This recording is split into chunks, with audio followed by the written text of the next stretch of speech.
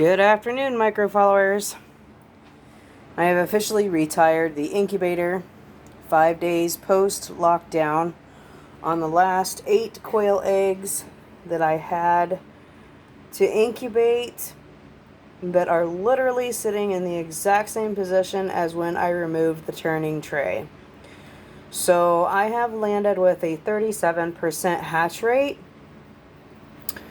With 50 quail that I purchased. Okay, I purchased 50 eggs, and the problem that I ended up running into that I have learned from is the turning tray in the Nurture Right 360 is made for chicken eggs. So I doubled up the quail eggs inside each compartment. Unfortunately, that caused some of the eggs not to be turned correctly, and I do honestly believe that that is where I lost the majority of my hatch. So, I did find somebody that makes turners for quail eggs. So if and in the event I end up keeping these quail and going ahead and pursuing the quail operation, I will be purchasing a tray specifically for their eggs, because that was obviously a fail. For the remainder, however, they're doing very well. Stinky, very stinky, like wow, chicken poop in the hot sun all day long smells better than this.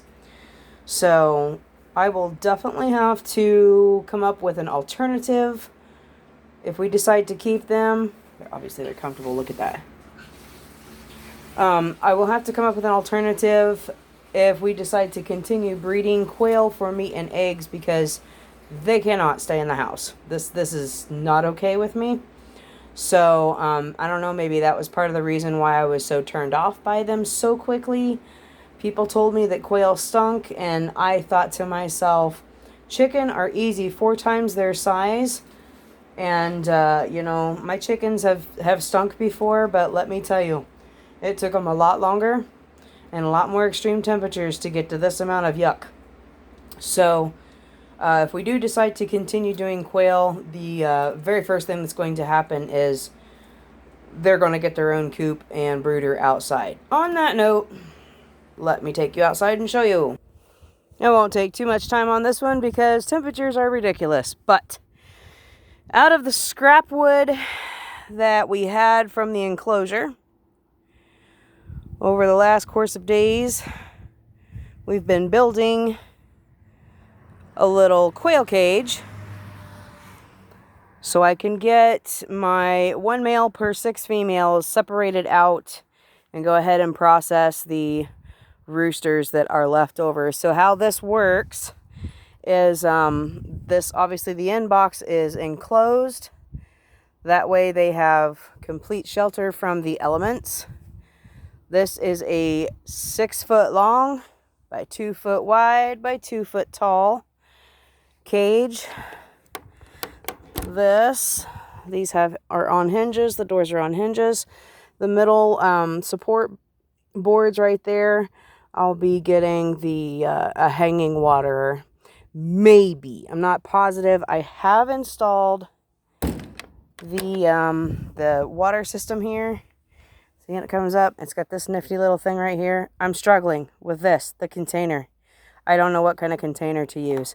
Yes, I could have bought one with it, but I wasn't paying $50 for a 1 gallon container because, I don't know, I'm not stupid. But anyways, so this is our quail cage, and as soon as everybody gets home from work, we'll be moving this up against the back of the house and relocating the birds. And I am so excited for that because I am so ready for them to be out of my house. But I figure, I don't have to go super big and fancy and all that kind of good jazz. And with them being quail and as stinky as they are, I wanted to put them on the ground. I honestly did. But the whole quail tractor thing, I don't know. The more I thought about it, the less interested I was. Number one, the wind factor here, because my trees are not grown enough, is ridiculous. So if I did the quail tractor thing, I would have to make sure that the opening to their enclosed area was constantly facing away from the wind. Not to mention having to go out and drag it around the yard every day. I'm going to supply them greens and bathing boxes. But yeah, like I said, the more I thought about it, the more it just, the whole idea just completely turned me off for throwing them in a quail tractor. So I went with the caged bottom instead. We'll be collecting the droppings, obviously, for compost and fertilizer. But yeah, I opted out of the quail tractor and decided to just take some of the scrap wood that was left over from the enclosure that went down in February, and we repurposed it into a quail cage. And I could probably make 50 of them if I wanted to with the lumber that's out back. But the next step is going to be a hoop coop. I kind of bounced back and forth between whether I was putting quail in it or if I was just going to get chickens again. And I was like, quail, chickens, quail, chickens, quail, chickens. Well, now that the quail are old enough to start actually serving their purpose, I can't really make up my mind whether I'm putting quail in it or chickens in it until we've had a taste test. So what will happen is, once we get everybody separated out and the roosters are processed, if we decide that we're going to go ahead and go with the quail, then the hoop coop will be designated to the quail that will be processed, and the breeders will stay probably in the smaller cage.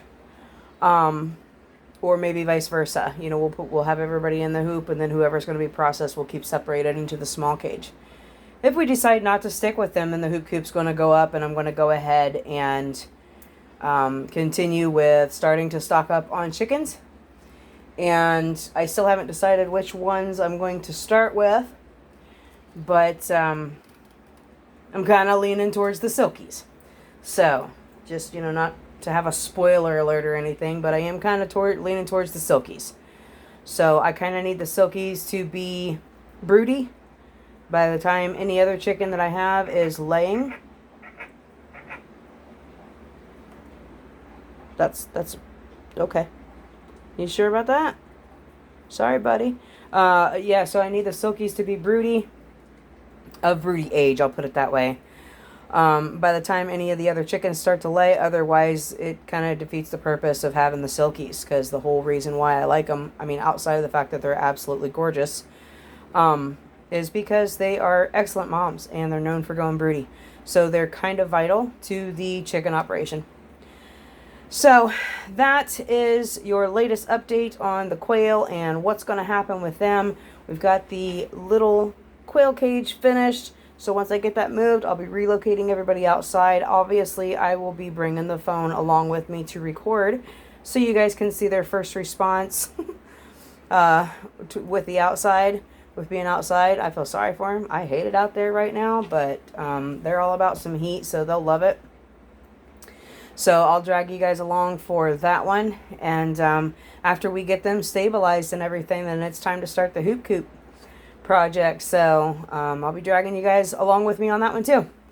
I hope you guys are having a wonderful day. And if you're in this area where you're having all this wonderful 100 degrees, 100 humidity weather, please be safe out there and try to stay nice and cool and comfy. And I hope you guys are having a super duper day. If you haven't already, please like and follow. I'd love for you guys to join us if you're not already. Like I said, like I always say, your guys' encouragement is what keeps me going. You guys keep me motivated. I love you guys so much. Have a super duper day, and I will see you next time.